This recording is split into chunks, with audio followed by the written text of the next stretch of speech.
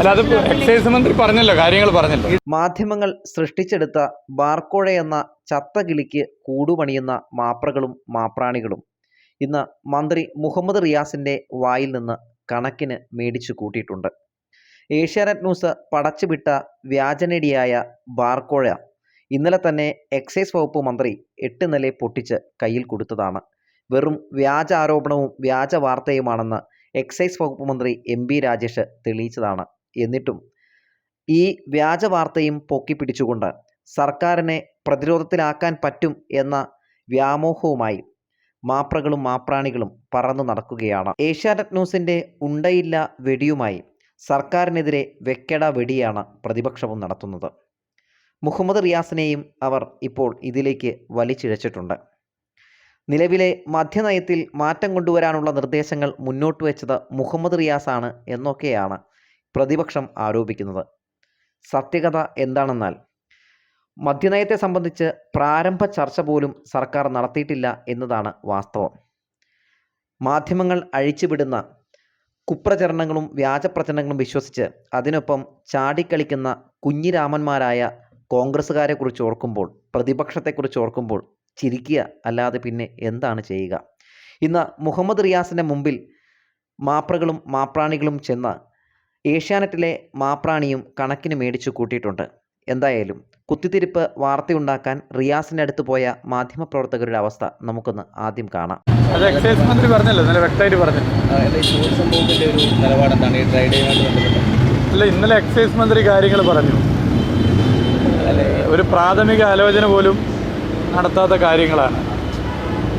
പ്രാഥമിക ആലോചന പോലും നടത്താത്തൊരു കാര്യത്തെക്കുറിച്ചൊരു കഥ സൃഷ്ടിച്ച് അതിനകത്ത് നിലപാട് UDFിലെ ചിലർ സ്വീകരിക്കുമ്പോൾ അതിനൊക്കെ മറുപടി പറഞ്ഞ പോലെയല്ലോ പണി. വളരെ വ്യക്തമായി എക്സൈസ് വകുപ്പ് മന്ത്രി കാര്യങ്ങൾ പറഞ്ഞിട്ടുണ്ട്.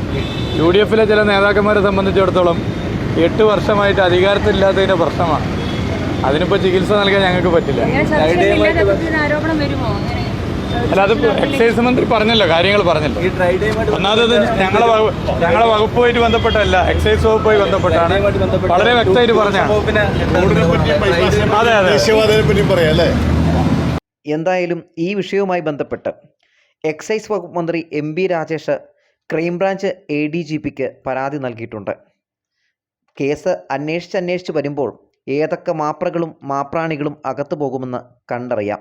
ഒരു കാര്യം ഉറപ്പിച്ച് പറയാം, ഏഷ്യാനെറ്റ് ന്യൂസിൻ്റെ കാര്യം കട്ടപ്പുകയാണ്.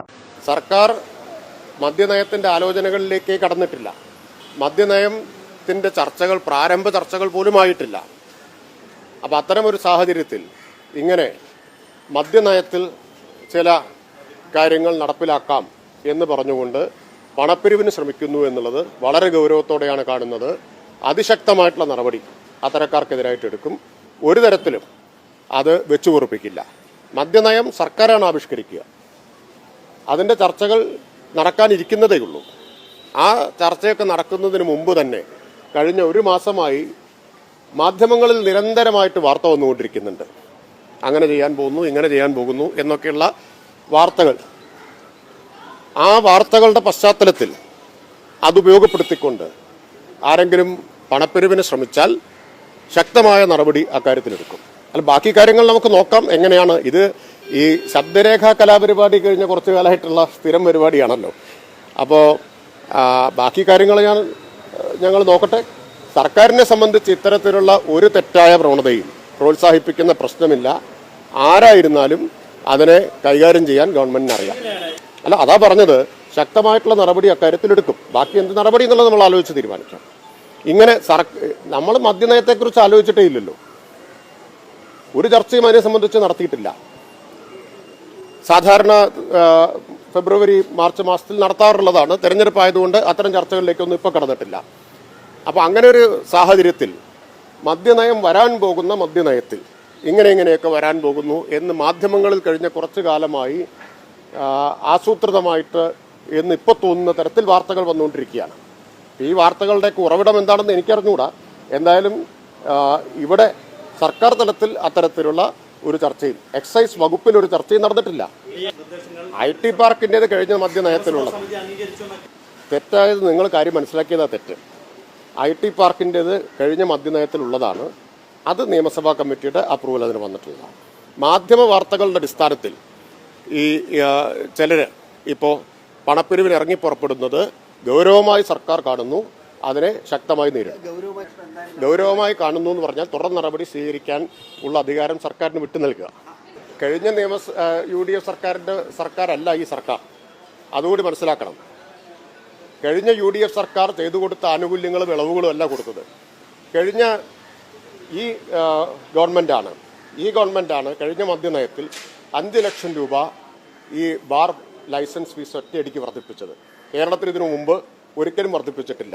അങ്ങനെ 5 ലക്ഷമാണ് ഒറ്റയടിക്ക് വർദ്ധിപ്പിച്ചത്. ഫൈന് UDF സർക്കാരിൻ്റെ കാലത്തുണ്ടായിരുന്നോ? കഴിഞ്ഞ UDF സർക്കാരിൻ്റെ കാര്യങ്ങൾ നിങ്ങൾക്കറിയാമല്ലോ. ഫൈൻ ഉണ്ടായിരുന്നു ബാർ ക്രമക്കേടുകൾക്ക്, ബാർ ഉടമകളുടെ ക്രമക്കേടുകൾക്ക്. ഫൈൻ ആദ്യം ഏർപ്പെടുത്തിയത് 1-ാം പിണറായി സർക്കാരാണ്. 2-ാം പിണറായി സർക്കാരാണ് ഗണ്യമായിട്ടത് വർദ്ധിപ്പിച്ചത്. അപ്പോൾ കർശന നടപടിയാണ്. കഴിഞ്ഞ 6 മാസം കൊണ്ട് 52 ബാറുകൾക്കെതിരായിട്ട് കേസെടുത്തിട്ടുണ്ട്. 30 എണ്ണത്തിൻ്റെ ലൈസൻസ് സസ്പെൻഡ് ചെയ്തിട്ടുണ്ട്. അപ്പോൾ അത്തരം നടപടികളൊക്കെ സ്വീകരിക്കുന്നതിൽ കുറച്ച് അസ്വസ്ഥതയുള്ളവരുണ്ടാവും.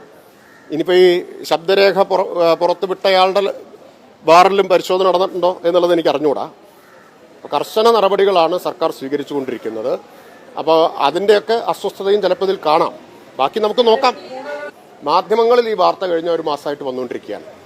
ആ വാർത്തകളെ വിശ്വസിച്ചാണ് ഇറങ്ങി പുറപ്പെടുന്നത് എങ്കിൽ കർശനമായ നടപടി അക്കാര്യത്തിലെടുക്കും. സർക്കാർ ഒരു ചർച്ചയും നടത്തിയിട്ടില്ല.